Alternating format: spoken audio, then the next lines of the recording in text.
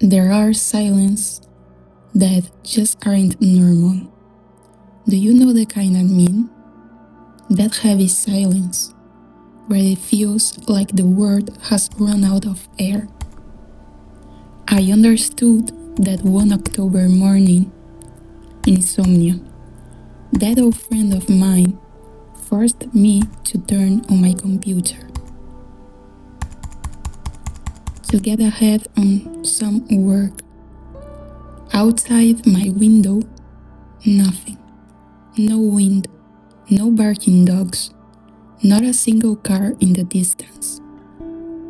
It was as if time itself had frozen in an unnatural stillness. My job is strange, I know. I restore old audio, damaged tapes, corrupt recordings, files that no one was ever meant to hear again. But that night, among my pending folders, something appeared that shouldn't have been there. A nameless folder I don't remember ever downloading. Inside, there was only one file, a single name that made my blood run cold before I even hit play. Dead 17. And believe me, I wish I had never opened it. I hesitated for a second. My hand was shaking slightly over the mouse. In my line of work, a corrupted file is usually just white noise or annoying digital beeps. But something about that name, Dead 17, made me feel physically sick. I hit play. At first, nothing. Just the constant hiss of an old analog recording. But 10 seconds in, the hiss changed.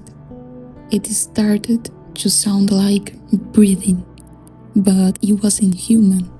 It was too slow, too deep, like something with lungs the size of a car was sleeping on the other side of the microphone. And then, through the audio cuts, I heard a voice, my own voice. But it wasn't me speaking now. It was my voice from when I was a child.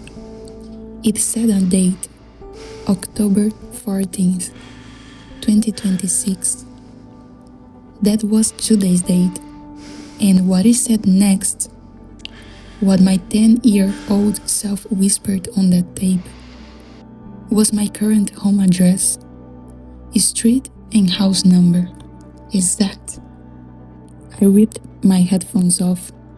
The silence of the house wasn't peaceful anymore. It was an ambush. I sat frozen, headphones still in my hand, dangling like a pendulum. The knock on the door, it didn't come from my house. It was inside the audio. I leaned back toward the monitor. The file hadn't stopped. The time bar kept moving, but the minutes showed impossible numbers. The audio player's interface began to wrap. The sound waves weren't lines anymore.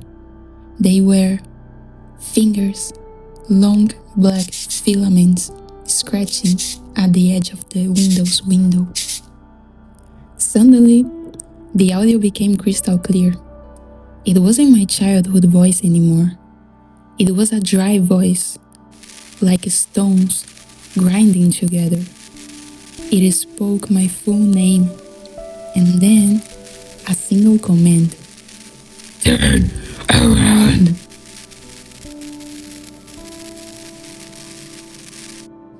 I didn't want to do it.